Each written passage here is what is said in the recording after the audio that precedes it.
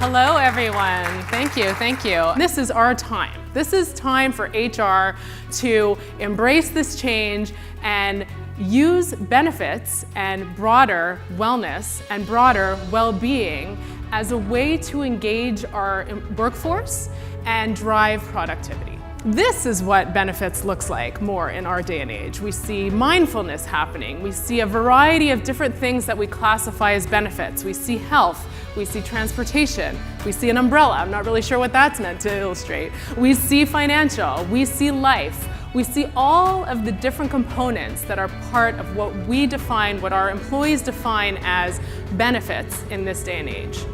So over the course of the next 15 minutes, we're going to have a dialogue where we open our minds to the fact that benefits can be engaging. They can be an integral part of an employee value proposition, and they can drive very meaningful results for our organizations. So first step, start with why. If we don't already have progressive benefits in our organizations, which I assume many of us do not, how do we actually get our executive team to pay attention to benefits, right? Like I said at the beginning, a lot of people entered the workforce where benefits was table stakes. You sign up for it when you join an organization, you don't really pay attention to it unless you have a life event, and then it is what it is and it just kind of carries on. So how do we convince our executive teams, our CEOs, to pay attention to the fact that benefits is important? There's so many other business priorities to take care of. Even in HR, if we think about HR, the talent experience, there's so many bigger fish to fry in their minds. How do we actually get them focused on benefits? Well, the first step of any good business case is really starting with why. So I assure you, if you kind of peek under the hood and peel back the onion, sorry, two metaphors in the same sentence, what you will uncover based on the data that you have on your benefits programs and based on the wellness and health of your employee population is that there is a very real trend of escalating healthcare costs, drugs, premiums. There's escalating healthcare costs in our system. There's the prevalence of chronic health conditions. There's rising absence and disability costs. There are mental and financial stress challenges. And there is an aging population. So here are some of why we need to focus on benefits. The benefits traditionally that we signed up for when at least I first entered the workforce were really structured for a family of 4 with 2 kids who have teeth and need glasses, right? And the reality is that in our day and age, with the diverse population that we have in Canada, the benefits programs that we had before no longer apply and can really create stress on the system and a lot of unnecessary costs. So a lot of companies spending lots of money on programs that actually don't even engage or serve the needs of our employee population.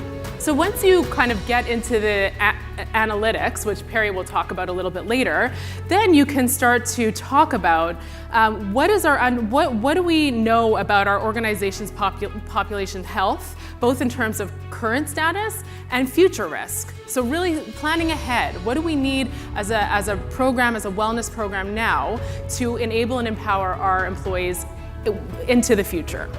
What are the business implications of doing nothing? If we did nothing at all to our standard traditional benefits programs, what would happen? And what can be done to increase organizational health and productivity? So really starting with the why is the first key step. And here's a good news story. So according to the 2018 Deloitte Human Capital Trends Report, only 23% of respondents said that their well-being program was designed to reduce insurance costs. So while we'd all love to reduce insurance costs, that wasn't the primary driver for wellness programs in the 2018 study. I'm sure the numbers looked very, very different a few years ago. 43% believe that well-being reinforces their organization's mission and vision. 60% reported that it improves employee retention, and 61% said it improves employee productivity and the bottom line. So really we're starting to see a trend at moving from well-being as a nice to have to well-being as a strategic company priority and imperative. So let me tell you a bit about what we're doing at MedCan. because we are walking the walk. And you heard from all our wonderful physicians this morning about all the resources we have at our disposal at MedCan, which is, very fortunate for us. But we really went through an exercise recently of aligning our benefits and wellness program as part of our total rewards strategy, really in alignment with our company strategy. So our purpose at MedCan is Live Well for Life. And therefore, we wanted to be clear that our employee value proposition ties directly to the purpose of Live Well for Life. So we help others live well for life, and therefore we actually need to embody that and live well for life as well. So we launched a new talent brand, which, a brand is only as good as how it ties to the company's purpose and mission, that had four very simple categories: your health, your life, your wealth, and your career. So what we really strive to do is anything that we offer to our employees needs to fit into one of these categories. And we need to communicate back to employees that this fits within one of these categories, because this is why it's so great to work at MedCan. Clearly, the benefits project that we went through in redesigning the benefits program fits squarely into your health and actually touched on your wealth as well, because I'll talk about one of the components that we offered to our MedCanners as part of the benefits redesign program as well.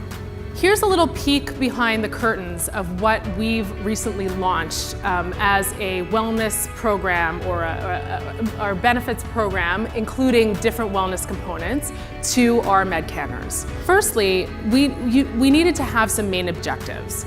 So number one, we are very, very focused on our Net Promoter Score, so really our engagement score of the company.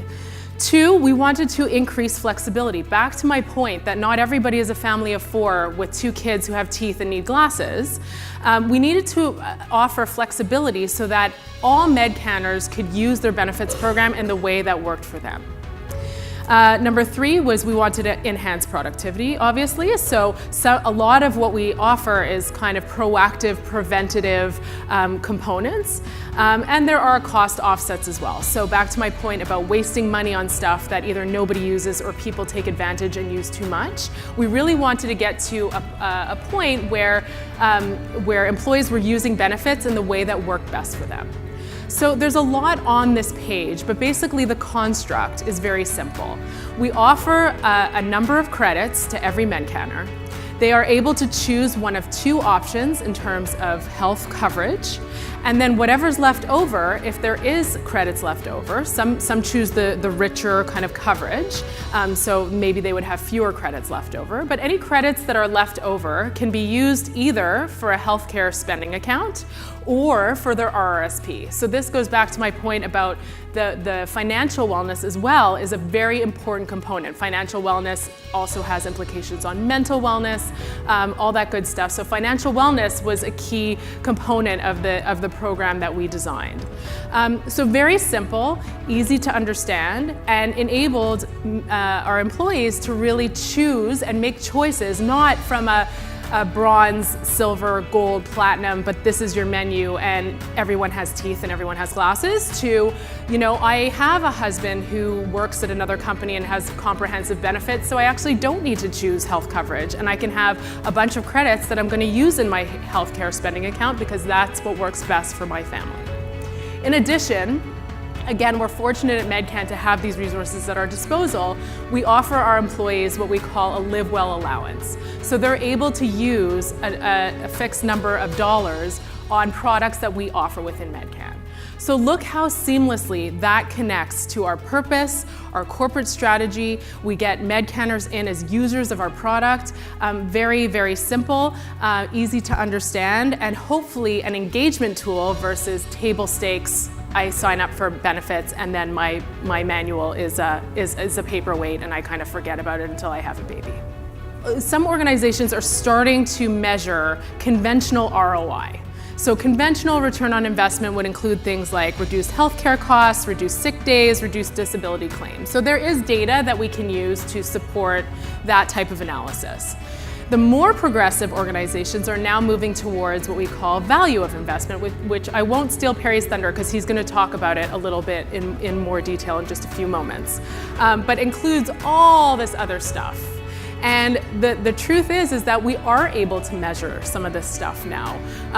And the more we get in, at the ground level with all of the analytics and reports that we have at our disposal, the more we have runway over time to track trends and offer more proactive and preventative options to tweak our benefits programs as they go. One of the critical success factors in implementing these types of programs is really the loop back with analyzing what was the usage, what was the experience, have we seen moves in any of our chronic diseases, that kind of stuff. And I know on some people's minds, especially in this room, is kind of the privacy question, right? And Perry will speak to that in just a few moments, but the reports and analytics that we have at our disposal are aggregate, right? So never do we have direct patient information that we would use in any way, shape, or form. Like any good project, we have chevrons. And so where do we begin? How do we start to understand, and how do we start to move the needle on getting this type of program implemented in our organization? So number one is defining the scope, right? So the program and the components. What are the real objectives of the program? And not just healthy employees, right? What behaviors and what results do you really want to drive through this benefits program as it is a component of a wellness strategy and an even bigger total reward strategy. Then obviously the implementation approach. So you could go big bang and you could go phased. So you could, implement some pilots. You could, start with a few additional add-ons to your current program, and then, see how that goes and test and learn, or kind of scrap the whole thing and start afresh. Number two, determine what resources or external partners are required. So internally, this is a big project. It is a big project. It should be treated as such. And not just the core project team, but figuring out kind of who your champions are, who's really going to stand behind this. Really critical to have executive leadership alignment so that they're able to talk the talk when employees ask them, why are we doing this again? Because that does happen. And also external partners. So who's your partner or partners of choice to administer and to launch this new program? You become very, very cozy with your partner or partners. So choose wisely and make sure, align with corporate strategy, they get what you're trying to achieve, because that could make or break an implementation of this type of program. Number three, communication, and I would say change management in general. So developing key messages. What do you want people to know? What do you want them to act on? What do you want them to do? What do you want them to reflect on before they consider potentially, changing their options for the following year? Supporting the change, launching ongoing support. Again, a lot has to do with the partners that you bring in terms of, how the success or failure of these types of programs. And then analytics and benchmarking. What I talked about in terms of closing the loop of, okay, I've implemented this program, knowing what the kind of usage is and figuring out any changes that need to happen, any recommunication, any awareness that needs to happen before the next enrollment.